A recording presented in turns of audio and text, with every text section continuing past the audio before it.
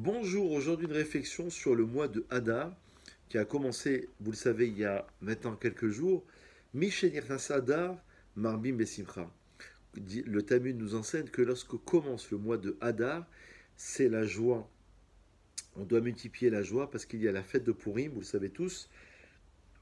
Il y a le 7 Hadar qui représente, vous le savez, la naissance et la disparition de Moïse. Le 14 Hadar, qui est le jour de la fête de Purim, qui est une des rares fêtes qui va rester à la fin des temps, à l'époque du Mashiach, parce que Vena Afor, où il y a cette idée, pendant le mois de Hadar, où il y a une transformation du mal en bien. Le Haman, avant la reconstruction du second temple, qui voulait tuer tous les juifs, parce qu'il avait déclaré Yeshno Amechad Mefuza Mfurad Ben Hamim, il y a un peuple qui est dispersé parmi les nations.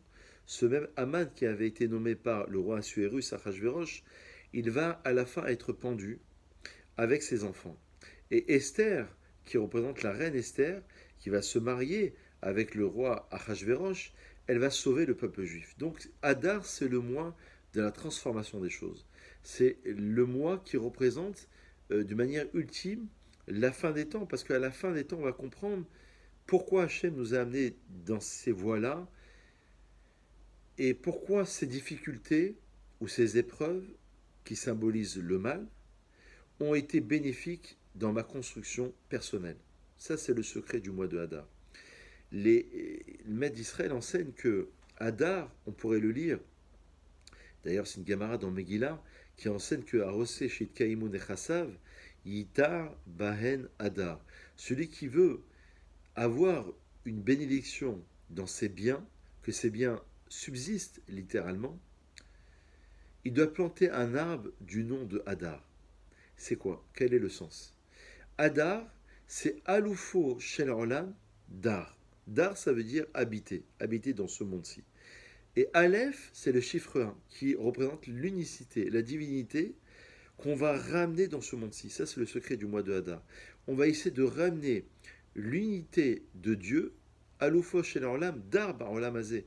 Le maître du monde va habiter dans ce monde-ci. Donc celui qui va avoir une bracha, une bénédiction spéciale dans ses actions et dans ses biens et sur ses biens, il va essayer d'amener la présence divine dans ce monde-ci. Certains maîtres d'Israël enseignent que de la même manière que Elul, c'est la préparation pendant la période des Slichot, on va se lever très tôt le matin pendant 40 jours, on va demander pardon à Dieu 40 jours avant la journée de Kippour. Le Elul, c'est le mois préparatoire de Teshuvah, de retour, de repentance, de remise en cause, de remise en question sur ses actions. Eh bien, le mois d'Elul, c'est la préparation pour arriver à Rosh Hashanah Kippour, au mois de Tishri. Le mois de Hadar, d'une manière similaire, est un mois préparatoire pour le mois de Nissan. Pourquoi? Parce que dans la Gemara de Rosh Hashanah, à la page 10-11, on a une discussion célèbre entre Rabbi Eliezer et Rabbi Oshua pour savoir quand est-ce que le monde a été créé. Est-ce que le monde a été créé au mois 1er Nissan ou alors le 1er Tishri? Ça, c'est la création de l'homme. Création du monde, ça serait donc 6 jours avant, 25 Hadar ou 25 Elul. Ça dépend de la lecture. Donc d'après cette lecture, on aurait le premier des mois dans la Torah, c'est le mois de Nissan. C'est le mois, d'après la première Mishnah dans Rosh Hashanah, des rois et des fêtes.